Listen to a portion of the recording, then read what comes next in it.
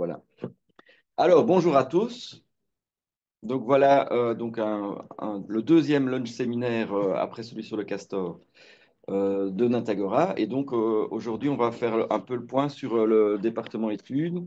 Et donc essentiellement, ben, qu'est-ce qu'on a fait en 2024 et début 2025 et les dernières années. Et puis un peu les perspectives, notamment dans le cadre du futur nouveau plan stratégique de Nantagora. Et donc, bah, évidemment, je vais tout de suite dire que je ne vais pas parler de tous les projets. Et donc, il y en a peut-être parmi vous qui vont être frustrés de ne pas entendre tel ou tel projet. Mais justement, c'est l'occasion. Ce que je propose aussi, c'est que si vous entendez des sujets que vous voudriez voir développer lors d'un autre lunch séminaire, ou si vous pensez à des sujets dont je n'aurai pas le temps de parler, ben, n'hésitez pas à le dire. Parce que voilà, ce sera l'occasion de se faire un programme de trucs à présenter plus en détail. Ici, je vais brosser un tableau général, quoi. Donc, en commençant par, évidemment, ben, présenter un peu l'équipe.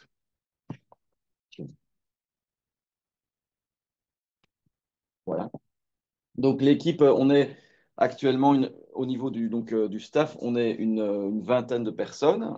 Et alors, on est organisé en différentes cellules. Donc, et chaque cellule est un peu thématique, ben, surtout en termes de groupe d'espèces. Donc, il y a une cellule qui s'occupe de chiroptérologie, une cellule qui s'occupe d'herpétologie, donc amphibiens reptiles, une cellule ornithologique. Et il y a une cellule qui s'occupe spécifiquement des données aussi, qu'on appelle observation.be, données biologiques. Et voilà, et donc on a beaucoup d'échanges évidemment aussi entre cellules, mais généralement les projets sont plutôt centrés sur une cellule en particulier. Il y a aussi des projets qui sont peut-être qui ne rentrent dans aucune cellule. Par exemple, je parlerai de l'atlas, vous avez déjà entendu parler aussi de l'atlas de la flore de Bruxelles. Ça, évidemment, il n'y a pas encore de cellule botanique, peut-être qu'il y en aura une dans le futur, quoi. Et donc, je vais aborder un peu quatre grands thèmes de ce qu'on fait au département études. En général, on s'intéresse aux espèces et on s'intéresse surtout à où elles sont, combien il y en a, quand on peut les voir et comment tout ça évolue, quoi. Ça, c'est vraiment la base de nos suivis, on va dire. Et on essaie aussi de comprendre pourquoi tout ça évolue. Et évidemment, en comprenant pourquoi tout ça évolue, on peut aussi parfois, dans certains cas, quand par exemple ça évolue pas bien, essayer de proposer des actions pour améliorer le statut des espèces, le statut de conservation des espèces. Et puis, il y a un quatrième aspect que j'aborderai un tout petit peu, mais que surtout Olivier a déjà abordé lors du séminaire précédent sur les espèces, le castor en l'occurrence, donc les espèces qui parfois posent des problèmes de cohabitation. Euh, Là, on essaye d'apporter en fait des données utiles pour la compréhension des problèmes et pour favoriser la cohabitation. Évidemment, on n'est pas tout seul pour faire tout ça.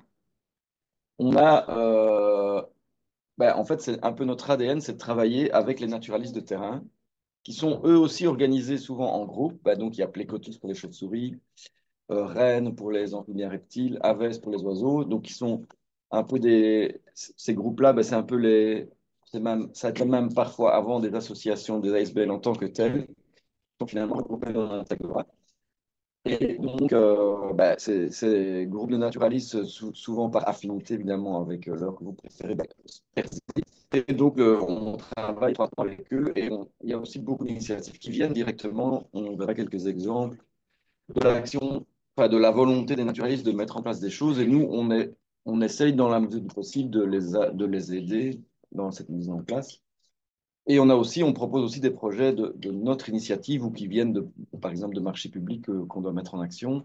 Et par exemple, en général, un critère pour voir si on va répondre ou non à un marché public, notamment, c'est de voir si ça s'inscrit dans une dynamique volontaire, puisque c'est un peu notre base. J'ai cité les trois groupes principaux, mais évidemment, il y a aussi des naturalistes qui s'intéressent à tous les autres groupes. On collabore aussi à des groupes naturalistes qui sont extérieurs à Natagora, par exemple, ceux qui sont spécialisés dans les libellules, Gonfus, etc., quoi. Donc, il y a aussi, évidemment, plein d'autres naturalistes qui ne sont pas dans Natagora, mais qui utilisent observation.be, par exemple. Donc, ça, on collabore avec eux en général très bien. Et donc, voilà. Mais on a historiquement un peu ces trois grands groupes-là qui sont un peu notre core business.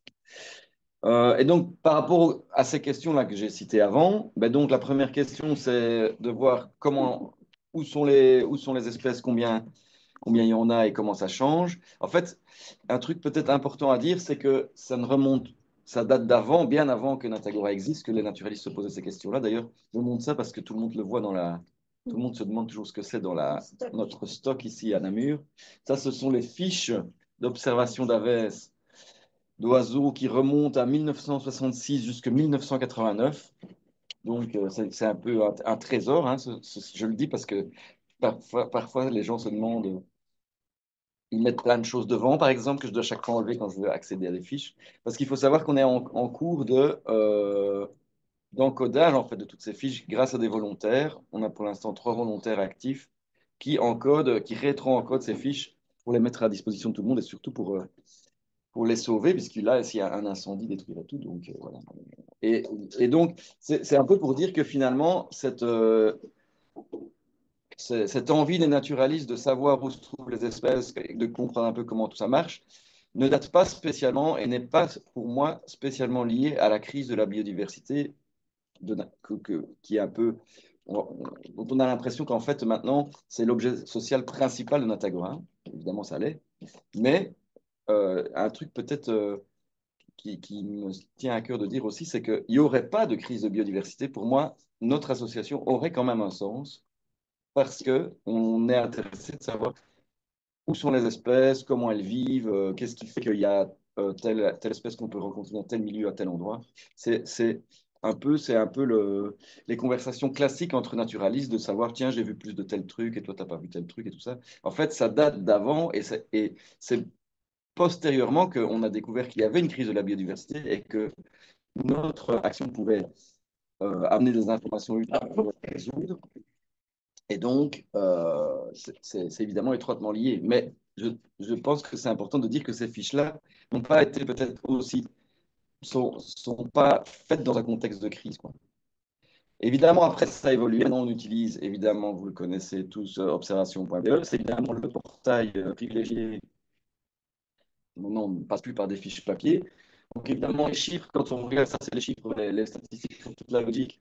L'observation.be, ben, ça, c'est impressionnant. Il y a une quantité énorme de données en termes quantitatifs. En tout cas, là, on est à plus de 8 millions par an depuis plusieurs années, 8 millions d'observations de faune ou de flore encodées, avec au total, donc ça c'est pour le total depuis que ça existe, évidemment une majorité d'oiseaux, mais vous voyez qu'il y a aussi énormément d'observations de plantes, c'est le deuxième groupe. Et ensuite, il y a des groupes où il y a moins d'observations, mais c'est aussi parfois des groupes où il y a moins d'espèces, donc fatalement, ou qui ne sont actifs que pendant une période de l'année. Donc fatalement, il y a moins d'observations aussi pour ça. Mais ça reflète quand même aussi un peu l'activité des naturalistes. Il y a beaucoup d'ornithologues et moins de malacologues, donc ceux qui étudient les mollusques. On en a quand même dans le département. Alors, peut-être juste un truc, je vais montrer quelques résultats un peu particuliers. Donc ça, c'est pour montrer l'évolution de la couverture. Ça, c'est rien que les observations d'oiseaux en Wallonie. Et c'est le nombre de carrés de kilométriques, donc de 1 km sur 1, où il y a au moins une donnée chaque année. Et en la Wallonie, vous le savez sûrement, ça fait combien de kilomètres carrés? 16 500. Et donc, vous voyez qu'au début, il y avait des observations dans 5 000 carrés sur 16 500. Et là, maintenant, on plafonne un petit peu, mais on est au-delà de 10 000 carrés, où il y a au moins une donnée ornithologique. Si on regarde au total, il y a que 30 carrés avec encore aucune observation ornithologique. Donc, je vous invite à aller voir ces carrés-là. Certains sont entièrement en propriété privée, ça explique voilà pourquoi. Mais évidemment, quand on regarde plus en détail, ça c'est toutes les observations sur une carte, on voit que logiquement, il y a des zones qui attirent plus les naturalistes. C'est valable pour les oiseaux, mais c'est pour tous les autres groupes. Et on voit aussi qu'il y a, enfin, si vous connaissez un peu les naturalistes, vous repérerez un peu les villages où habitent certains naturalistes, ou certaines régions, comme par exemple l'Est du Condro, où il y a une régionale et certains membres de cette régionale qui sont très actifs dans l'encodage, la vallée de la Semois, la vallée du Viroin, les sites, le Brabant wallon aussi, on voit tout de suite qu'il y a.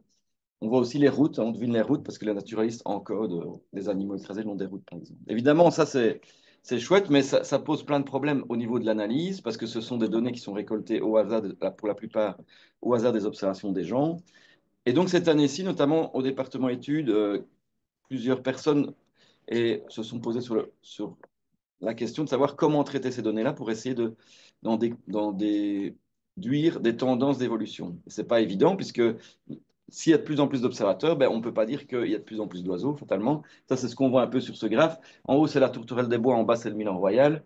On voit qu'il y a de plus en plus d'observations des deux espèces. Or, on sait que la tourterelle des bois, elle est en grave déclin, quoi.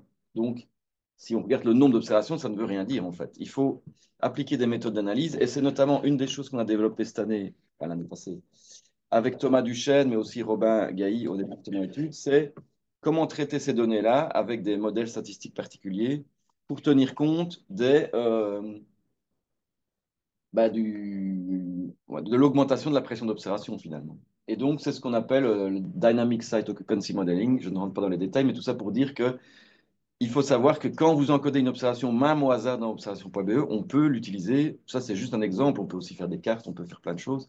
Donc, ça a du sens d'encoder et on est de plus en plus armé au niveau du département pour analyser ces données-là. Et donc, voilà, on va de là. Il y a des publications en préparation, notamment une de Thomas qui est presque acceptée sur le lézard vivipare et donc qui a étudié l'évolution du lézard vivipare par la même technique, quoi.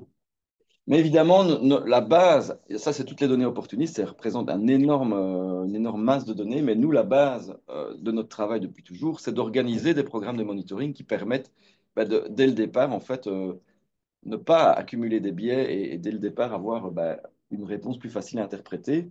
Et je montre juste un exemple. Donc ici, c'est intéressant parce que c'est un programme de monitoring qui est lancé suite à une action de réintroduction de la rainette verte, dont vous avez déjà sûrement entendu parler.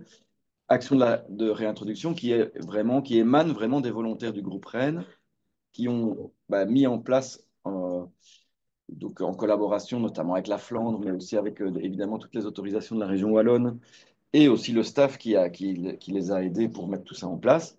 Et ça aboutit dans la réintroduction sur 4 sites, je pense. En tout cas, le suivi se fait sur 4 sites maintenant, de plusieurs milliers de jeunes rainettes.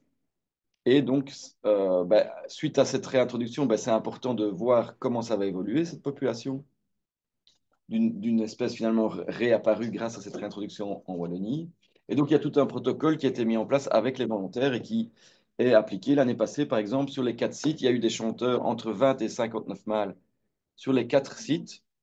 Il y a de la ponte qui a été observée sur 3 des sites au minimum. Donc, pour l'instant, ça a l'air de bien fonctionner. Et donc, on va suivre ça au fur et à mesure des années. Et ça, évidemment, ça se fait suivant un certain protocole avec un certain nombre de gens qui sont au courant du protocole. Et donc, ce n'est pas de l'encodage par hasard si vous entendez une rainette. Ça ne rentrera pas nécessairement dans ce programme-là. Évidemment, ça, c'est juste un exemple. Il y a plein d'autres programmes de suivi. Je montre quand même aussi un résultat sur les chauves-souris. Donc, depuis des années, en fait, c'est aussi ça l'intérêt de ces programmes de monitoring, c'est qu'ils sont sur le long terme. Et on répète des échantillonnages, des relevés qui sont dans les mêmes conditions chaque année. Et ça nous permet de déduire ce genre de graphe. On voit l'évolution. Ici, c'est l'indice d'abondance de certaines chauves-souris. Heureusement, j'ai des collègues chiroptérologues dans la salle qui pourront éventuellement répondre à vos questions là-dessus. Donc, on voit que c'est dans le cadre de Bruxelles, hein. On est justement en train de finaliser une analyse des tendances sur presque 20 ans finalement, plus que 20 ans finalement, à Bruxelles. Donc, où là, à la demande de la région bruxelloise, enfin de Bruxelles Environnement, on mène déjà des inventaires au niveau des étangs, par point d'écoute et aussi dans les cavités en hiver. Et tous ces inventaires sont répétés d'année en année par les volontaires de Plécobrux et ensuite analysés pour donner ce genre de tendance qui servira notamment au rapportage dont je vais parler par la suite. Alors, au niveau ornitho, là, évidemment, on a 3 grands systèmes de monitoring. C'est l'indice d'abondance des populations pour les espèces communes, c'est ce qu'on appelle, euh, entre nous, on appelle ça les points d'écoute. En fait, c'est un système de surveillance des oiseaux communs par point d'écoute. Donc, où chaque année, une personne se rend sur un point précis et pendant un certain temps bien précis, dans les mêmes conditions, aux mêmes heures, etc., encode tout ce qu'elle note tout ce qu'elle voit et aussi observe. Hein, c'est pas que de l'écoute, en fait. Il y a aussi des dénombrements le long de toutes les zones humides de Wallonie et Bruxelles. Et enfin, il y a les enquêtes Atlas. Donc ça, les enquêtes Atlas, ça n'est pas fait chaque année, ça s'est fait par exemple tous les 20 ans. Et pendant un très court laps de temps, quelques années, les volontaires sont chargés d'inventorier tout le territoire. Et le territoire est alors divisé en carrés, ce qu'on appelle des carrés atlas. Et dans chaque carré atlas, ben, pris en charge par un ou plusieurs volontaires, ben là, un inventaire exhaustif de, par exemple, dans ce cas-ci, les oiseaux, qui est fait. Et donc là, on est en train de terminer l'atlas des oiseaux de Bruxelles. Marius est en train de finaliser le rapport pour la partie nicheur.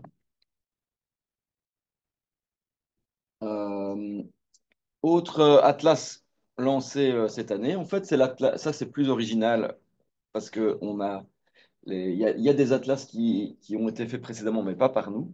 Donc ça, c'est l'atlas de la flore à Bruxelles. Donc, c'est le même principe. On a divisé Bruxelles en 188 carrés. Dans ces 188 carrés, on demande à des volontaires, le plus possible, de faire des inventaires suivant un certain protocole assez simple de toutes les plantes spontanées qui peuvent trouver. Et ça sera comparé avec des inventaires précédents qui ont notamment, ben, le précédent avait été mené par la MAIS, donc le jardin botanique.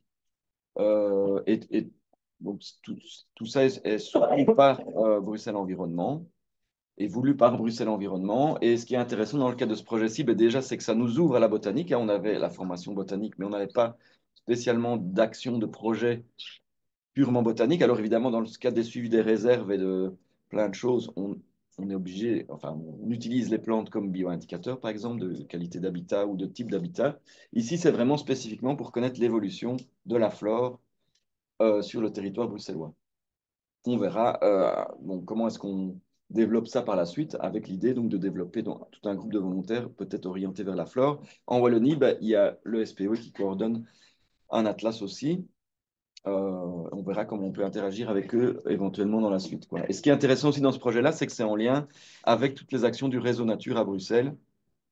Donc il y a un volet vraiment fort tourné vers communication grand public, BioBlitz. Mais ça, vous en avez aussi entendu parler lors de la journée du personnel, puisque Valérie a présenté ça plus en détail. Donc c'est déjà un assez beau succès de participation. Je crois qu'il y a 88 participants officiels, en tout cas la dernière fois qu'elle en a parlé. Peut-être un point à faire, parce que je trouve que c'est intéressant à souligner, parce que c'est un de nos points forts, en fait, par rapport à d'autres associations naturalistes. Chez les naturalistes, vous le savez bien, il y a enfin, vous le savez bien si vous êtes dans ce milieu-là, il y a un fort biais vers, on va dire, le mâle blanc. Enfin, en tout cas, généralement, c'est traditionnellement une activité très masculine, le fait de s'intéresser à la nature. Et on remarque dans nos rangs, et c'est très positif, de plus en plus, enfin une féminisation en fait du public, de volontaires qui s'intéressent à la nature en détail, pas juste donc qui participent à nos recensements réellement. Et donc ça, c'est à mon avis lié aux formations longues qui sont mises en place depuis 20 ans grâce au département éducation et qui offrent une porte d'entrée qui permet vraiment à un public plus diversifié qu'avant en termes en tout cas de genre d'accéder à nos activités. C'est moins un truc qui se transmet de pair à pair, quoi. C'est un truc qui, tout d'un coup, on peut avoir un nouveau public. Et c'est intéressant de comparer, par exemple, l'Atlas des oiseaux de Bruxelles précédent, il y avait 59 participants, 17% de femmes. Cet Atlas-ci, officiellement, il y a 93 participants qui ont au moins pris en charge un carré. Donc vraiment, pas juste quelqu'un qui observe, quelqu'un qui prend en charge un carré. Et 93 et 38% de femmes. Donc ça veut dire que l'augmentation, elle est en grosse partie due au fait qu'on a incorporé des ornithologues dans nos rangs. Et si on compare aussi les observations qui sont relevées dans observation.be en Wallonie entre trois groupes, ceux qui se déclarent francophones, ceux qui se déclarent belges mais néerlandophones ou néerlandophones, ou néerlandais en fait, parce que évidemment les néerlandais observent beaucoup aussi en Wallonie, et on remarque que le pourcentage d'actifs femmes est de 35%, donc ça colle plus ou moins avec ce qu'on observe à Bruxelles pour les Belges francophones, et il n'est que de 27% pour les Hollandais. Ce qu'on remarque aussi, donc il y a une différence qui a l'air de se marquer à ce niveau-là aussi, entre on va dire, nos voisins du Nord et nous.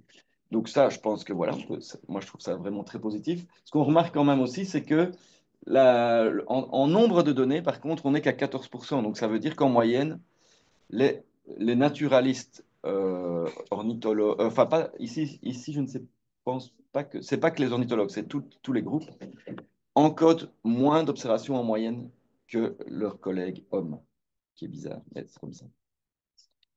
Donc, autre point dans l'analyse, en cours d'analyse, c'est intéressant de le souligner, c'est les fameuses opérations de grand recensement des oiseaux de jardin. Donc, Anne, avec la collaboration de Philippe Goffard et de Jean-Sébastien, sont en train de finaliser la publication d'un article où il y a vraiment finalement l'analyse des tendances de ces observations au jardin, donc menées par des milliers de personnes chaque année. Et donc, voilà, ça sera publié prochainement dans Aves. Et ça, voilà, c'est important de le dire parce que ça sera un de nos résultats marquants des dernières années. J'imagine qu'il y aura toute une communication lors du prochain recensement. On voit quand on regarde les espèces, il y a plus d'espèces qui sont...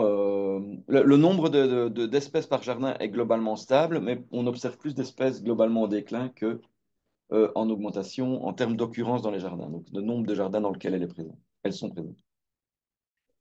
Alors, juste pour conclure sur ce chapitre, rassurez-vous, les autres chapitres sont beaucoup plus courts, hein. C'est le premier chapitre, donc sur où, quand, combien et comment ça change, donc sur le monitoring finalement de la biodiversité. Évidemment, je n'ai pas parlé de tout, mais vraiment, peut-être les points importants en termes de perspective, c'est que 2025, c'est vraiment une année clé pour ce qu'on appelle le rapportage sur les directives nature, donc la directive oiseaux, la directive habitat. Ça veut dire quoi? Ça veut dire que les États européens, tous les 6 ans, sont obligés, de par les directives, d'informer l'Europe et le monde, parce que c'est publié globalement, sur l'évolution des populations d'espèces qui sont visées par ces fameuses 2 directives très importantes, parce qui déterminent tout Natura 2000 et toutes les espèces finalement sur lesquelles on travaille. Et donc c'est 2025, en fait, on doit finaliser le rapportage pour les 6 années précédentes. Et donc on fait un peu le bilan tous les 6 ans de comment se porte la faune et la flore. Et le bilan, on est en train de le faire et il sera publié fin de l'année par l'Europe. Et donc, nous, on travaille activement ben, pour les 4 groupes, donc, enfin, les oiseaux, les amphibiens, les reptiles, les chauves-souris. Et donc, ça, c'est les 4 groupes principaux sur lesquels on travaille. Mais évidemment, on fournit aussi toute une série de données à la région. On travaille étroitement avec la région Wallonne pour ça. Et on fournit aussi, en fait, les données qui proviennent d'observation.be sont aussi utilisées d'une manière générale, même pour les groupes où on est moins actif, comme les libellules, etc. Euh, c'est aussi utilisé évidemment dans ce rapportage. Dans la foulée, la perspective aussi, c'est un travail important qu'on mène et je fais exprès d'en parler parce qu'on ne les voit pas beaucoup au bureau, mais on a 3 ornithologues, Vincent Lérens, Alain Debroyer qui sont sur la photo et Rudy Dujardin qui prend la photo, pas. Donc c'est nos fameux 3 ornithologues dont vous entendez parfois parler et qui, en fait, notamment, ce qu'ils font, ils font différentes choses, mais notamment ils font des inventaires de sites, des populations d'oiseaux dans les sites Natura 2000 de manière à satisfaire aussi à une autre exigence de l'Europe qui est de savoir comment se portent à l'échelle du site Natura 2000 les populations d'oiseaux. Et donc ça permet de comparer éventuellement, par exemple, ici c'est une carte qui montre l'évolution du piquemar, hein, une espèce Natura 2000, ben, de voir comment le piquemar évolue dans chacun des sites, éventuellement en fonction de la gestion forestière. Autre perspective importante pour nous à garder vraiment en ligne de mire, c'est la loi sur la restauration de la nature, hein, où on a beaucoup lutté au niveau politique pour que finalement elle soit votée, et donc voilà, elle est là. Et donc, dans cette loi, en fait, quelque part, ça complète vraiment les 2 premières directives, hein, ça va vraiment être important dans les prochaines années pour notre action d'Intagora en général et le département études aussi. En fait, on a des objectifs qui sont basés sur des indicateurs. Et notamment, il y a le fameux Farmland Bird Index, l'indicateur des oiseaux des milieux agricoles, qu'on calcule, nous, grâce au programme de suivi en Wallonie. Donc, on voit l'indicateur, il est vraiment en chute, hein. Évidemment, ici, l'échelle accentue un peu l'effet de chute, mais donc, il est réellement en forte diminution, hein. Je n'explique pas en détail l'indice, mais en gros, il a perdu 50% de sa valeur en, en 25 ans. Et il y a un objectif qui est fixé de redresser tout ça dans les prochaines années. Voilà. Et donc, justement, ben, on va discuter. En fait, on a des pistes, on a plus que des pistes, on a déjà des solutions à proposer, notamment par la mise en place de mesures agro-environnementales, etc. Et bah, donc, on va informer en fait la région Wallonne aussi sur ce qu'il faudrait faire pour que les populations d'oiseaux dans les champs et les prairies bah, inversent la tendance en moyenne pour réellement atteindre les objectifs fixés par l'Europe. On verra effectivement si on y arrive. C'est un fameux défi. Et donc, Dans le cadre de la réflexion sur le plan stratégique en cours aussi, le nouveau plan stratégique de Natagora qui couvrira 2026-2030, si je ne me trompe, euh, ben, une des propositions sur la table, c'est de réunir un peu tout ce savoir qu'on a et qu'on transmet généralement à nos pouvoirs subsidiants, par exemple, ou même parfois à d'autres associations. Par exemple, on collabore à l'État de l'environnement wallon, on collabore à l'État de la nature en région de Bruxelles-Capitale via différents marchés publics. Et une idée qui a émergé des discussions sur le nouveau plan stratégique, ben, c'est de réaliser nous-mêmes, en fait, avec toutes nos données, un état de la nature en Wallonie et ou à Bruxelles. Et donc voilà, ça c'est dans les perspectives, je pense, très intéressantes, on pourra en discuter par la suite, de mettre ensemble en fait toutes les connaissances qu'on a sur les groupes qu'on suit en particulier, mais aussi de tous les autres, et de générer une information globale, on va dire, à notre sauce, avec, ben, vraiment avec toute la liberté qu'on peut avoir d'interprétation, tout en restant dans le cadre scientifique, bien entendu, euh, pour les années qui viennent. Alors, Euh, le deuxième point, et là je vais commencer à aller beaucoup plus vite parce que j'arrive au bout, évidemment je le savais. Donc j'insiste plus sur la première partie parce que c'est vraiment notre core business, mais il y a d'autres points en plein développement et qui sont vraiment importants à évoquer. Et justement, chacun de ces points-là peut faire l'objet d'un autre séminaire, hein, donc ne paniquons pas. Mais juste je montre quelques exemples. Donc on essaye de comprendre les causes des évolutions observées. Donc, vous avez vu la courbe du FBI, il y a aussi beaucoup d'espèces, comme par exemple ici, ça concerne la vipère péliade. C'est une espèce vraiment en déclin chez nous, réellement menacée d'extinction, en tout cas pour la population indigène. Et donc, Eric et son équipe sont fort occupés depuis des années à suivre cette espèce-là, son équipe, mais aussi le GT Serpent. Il y a un article dans le dernier magazine là-dessus.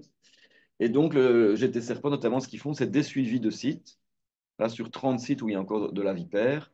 C'est aussi la mise en place de mesures, hein. Ici, c'est l'exemple d'une zone gérée en faveur de la vipère, hein, avec beaucoup de micro-habitats favorables à la vipère pour qu'elle puisse, ben, c'est tout à fait expliqué d'ailleurs dans le dernier magazine, pour qu'elle puisse trouver en fait son équilibre entre des zones chaudes, des zones froides, etc. Et donc, ils ont ici examiné l'impact de deux facteurs, la gestion différenciée en faveur de la vipère et la présence intensive on va dire, de sangliers, qui est un problème pour ce genre d'animaux. Et il voit qu'effectivement, en conditions où il y a vraiment beaucoup de sangliers, ben, la vipère ne peut pas se rétablir. Donc il y a vraiment un enjeu là de gestion des populations de sangliers. Et dans le cas où il y a moins de sangliers, malgré tout, si on n'applique pas la bonne gestion sur les sites, en fait, la population est quand même en diminution. Donc même si on arrivait à contrebalancer le problème du sanglier, il faudrait quand même appliquer de la bonne gestion sur le site. Et donc ça, c'est évidemment important pour informer notamment ben, les gens qui gèrent les réserves naturelles, pour savoir comment faire pour sauver cette espèce-ci. Euh, alors, en général, on publie nos résultats, ce genre de résultats-là, soit ici, on a l'occasion bah, de mener nous-mêmes les analyses, mais souvent, en fait, on est dans des consortiums internationaux. Donc, par exemple, nos résultats sur les oiseaux des champs, on les analyse pas, on les analyse à l'échelle wallonne, mais pour avoir des analyses plus puissantes, comme ici, une analyse qui a été publiée l'année passée dans la revue PNAS sur les causes de régression des oiseaux des champs, ben là, évidemment, c'est des analyses qui sont menées à grande échelle sur toute l'Europe, parce que comme ça, on peut comparer les différentes conditions dans les différents pays. On peut alors appliquer, on a aussi un N beaucoup plus élevé, beaucoup plus de sites, et donc on peut appliquer des méthodes puissantes d'analyse statistique. Et par exemple, cet article-là, que vous pourrez aller lire en détail, euh, montre que finalement la cause principale de déclin des populations d'oiseaux, c'est l'intensification agricole. Donc voilà, il y a plein d'autres facteurs qui ont été analysés, notamment l'évolution des forêts, l'évolution de l'urbanisation et les changements climatiques, mais ce qui ressort comme cause principale, en tout cas en Europe, ça reste l'intensification agricole. Des autres travaux qu'on mène et qui sont aussi, on n'a pas toujours le temps d'en parler, mais il faut savoir que c'est en cours, c'est on étudie plus précisément, notamment pour les oiseaux, certaines menaces directement appliquées, comme les lignes à haute tension, les éoliennes aussi, qu'on va étudier plus en détail cette année.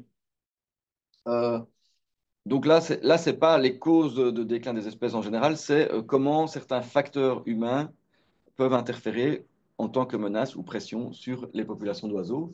Et donc là, c'est juste un exemple que je trouve vraiment sympa parce que dans le cadre du live Safe Line for Birds sur lequel travaille Robin Gailly, Donc c'est un live, on est collaborateurs, mais les principaux acteurs sont en France, en fait. C'est voulu par la LPA France, enfin c'est mené par la LPA France, LPO France. Donc on a pu équiper de balises GPS des cigognes en Belgique. Et donc là, vous avez ce qui, dans le but en fait de voir c'est quoi les causes de mortalité et est-ce qu'il y a des zones en fait de privilégier ou agir par exemple sur les lignes à haute tension. Et en fait, on voit le trajet migratoire ben, des cigognes. Ça, c'est une adulte, en fait, qui est allée et revenue en Afrique, hein, un peu classiquement. Ici, on voit un jeune, on voit déjà un jeune né l'année passée. Ici, il est né dans les cantons de l'Est. Et on voit que ben, ces trajets migratoires sont moins directs, même s'ils passent quand même bien par les Pyrénées.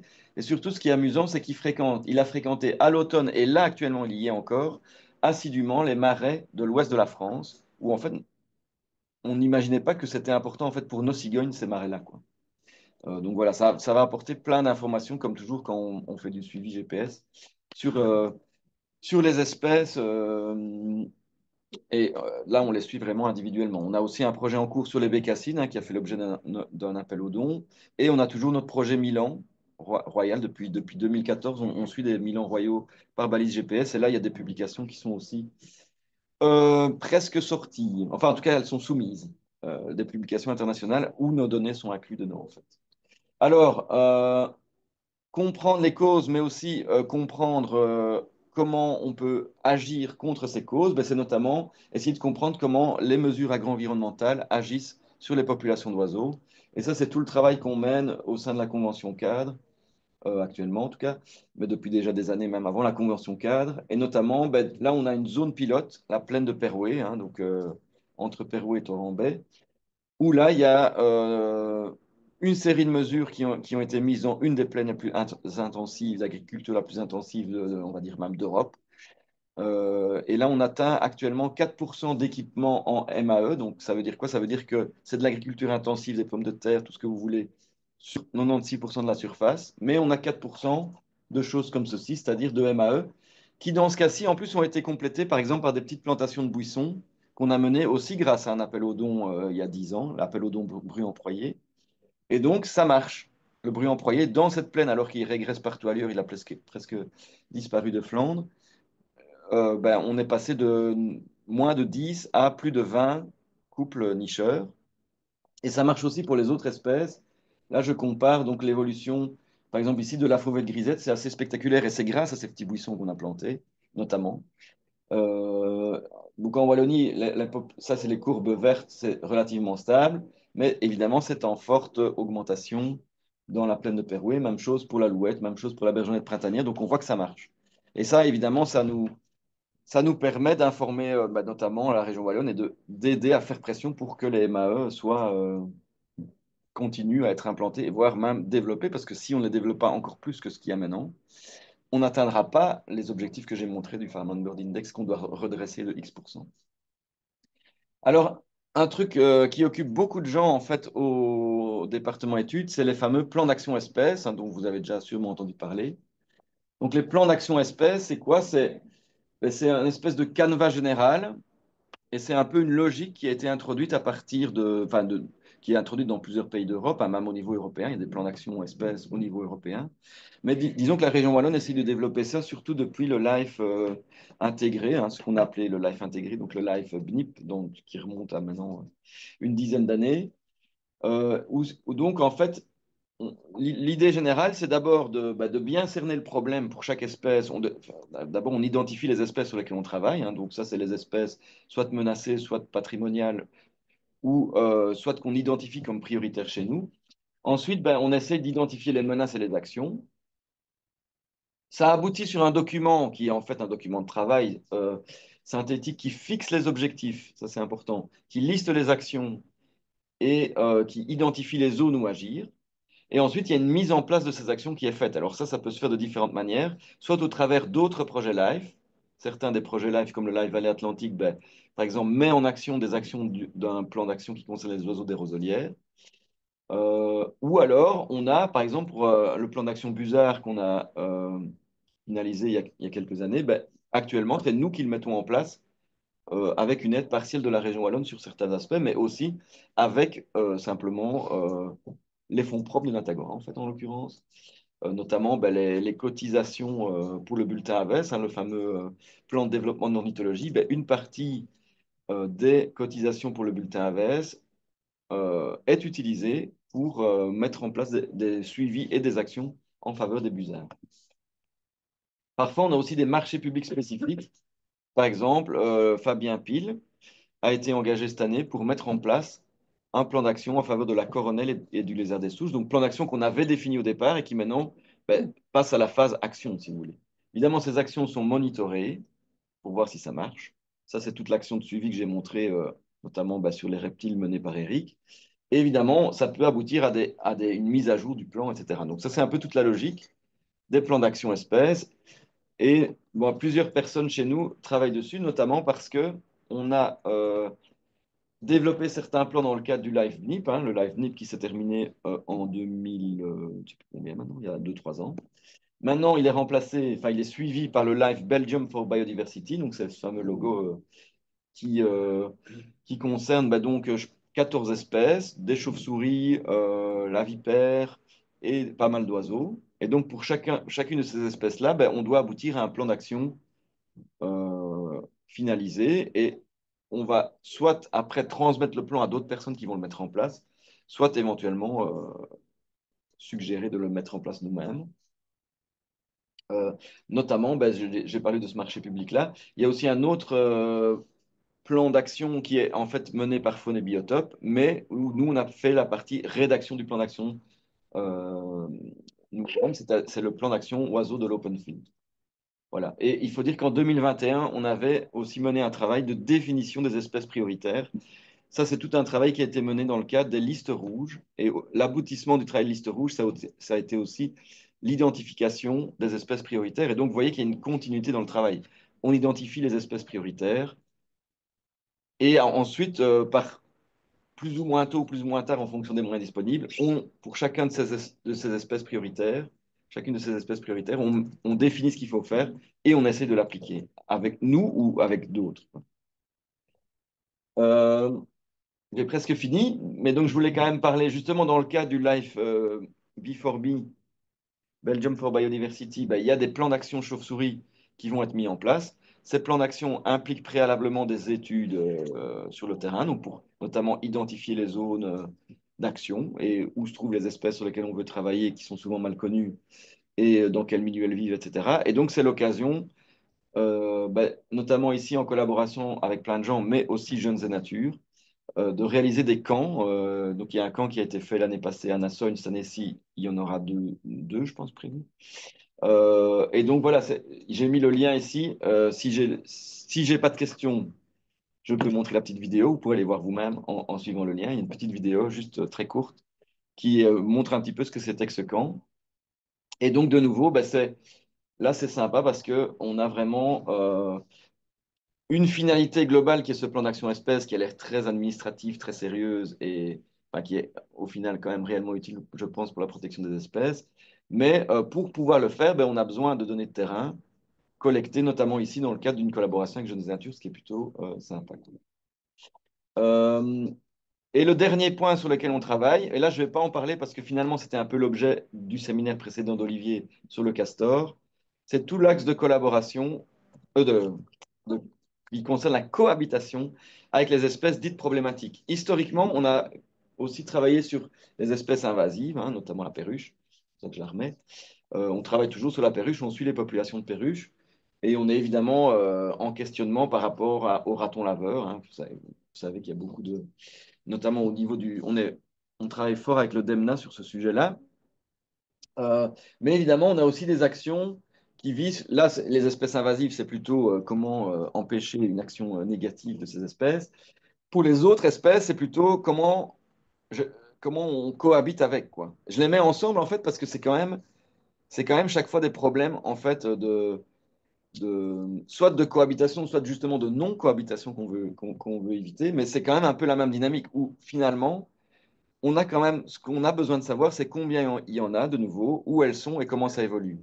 Soit en fonction des actions de gestion qu'on met en place, soit en fonction de l'évolution naturelle de ces espèces-là, quoi. Et donc, c'est pour ça que moi, je trouve que le département études est clé à ce niveau-là, parce qu'on peut amener des éléments objectifs sur l'évolution de ces espèces-là, et ça peut amener quelque chose dans le débat, et notamment dans la résolution du conflit. On le voit bien sur le loup, là on ne travaille pas nous sur le loup, mais, enfin si, il y a un GT loup chez Natagora, mais le département études ne travaille pas spécifiquement sur le loup.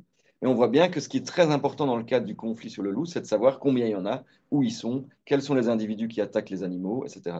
C'est vraiment très important d'avoir une information de base.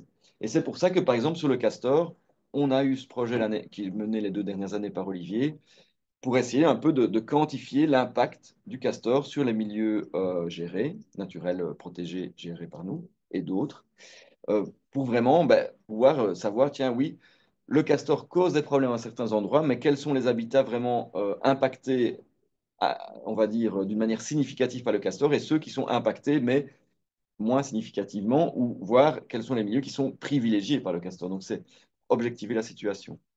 Cette année-ci, on a aussi travaillé sur le corbeau freux, mais j'ai pas, ça peut faire l'objet d'un séminaire entier. C'est une espèce vraiment intéressante parce que elle quitte le milieu rural pour aller dans les villes où elle cause d'autres problèmes.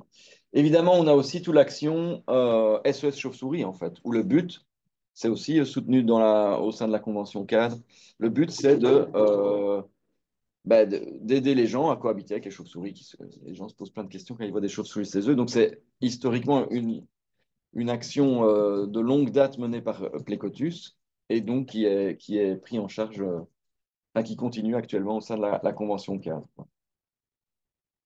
J'ai pas eu le temps de parler de plein de choses, notamment l'implication dans les 2 parcs nationaux, hein. On a plusieurs personnes qui collaborent avec au sein des parcs nationaux, soit pour le suivi, ou soit pour des monitorings d'espèces, ou soit pour la mise en place d'actions directement. On a évidemment des interactions fortes avec les formations, ça j'en ai parlé un peu. Avec politique et plaidoyer, ben, la loi sur la restauration de la nature, vous l'avez vu, elle va se baser pour être mise en place sur des indicateurs qu'on peut développer nous. Évidemment, il y a la cellule suivi biologique et planification en conservation. Le suivi des réserves est quand même lié à ce qu'on fait en études, même si c'est focalisé sur les réserves. Je n'ai pas non plus le temps de développer, mais on a de nombreuses collaborations internationales, ce qui nous permet généralement aussi de publier des articles dans des revues scientifiques d'assez haut niveau. Et évidemment, BirdLife et BatLife pour les chauves-souris, et aussi la SHF, donc la Société herpétologique de France, pour tout ce qui est herpétologie. On est très fort impliqué avec le côté francophone pour ces groupes-là. Je n'ai pas le temps de parler non plus de la politique de diffusion des données, et j'ai mis différents projets qui ont été menés et terminés en 2024. Milanéol, Biomonitor ND, impact des inondations sur les espèces patrimoniales. Je mettrai en commentaire en fait les liens vers les différents rapports, sauf Biomonitor ND parce que là le rapport n'est pas finalisé et j'attends des nouvelles de la finalisation du rapport de la part de Jean Bou. Voilà, comme ça j'ai brossé rapidement le tableau. On a quand même le temps pour quelques questions, mais voilà, malheureusement, on n'a pas beaucoup de temps parce qu'on a 10 minutes en gros. Merci à tous, en tout cas.